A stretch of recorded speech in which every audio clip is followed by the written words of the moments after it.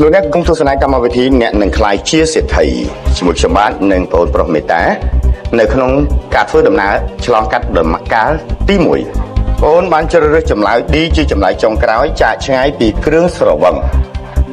អបអរសាទរបាទសំណួរតម្លៃ100,000 រៀលតើទិវាកុមារអន្តរជាតិត្រូវបានគេប្រារព្ធឡើង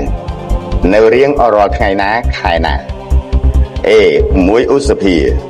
B 1 មិថុនា C 1 កក្កដា D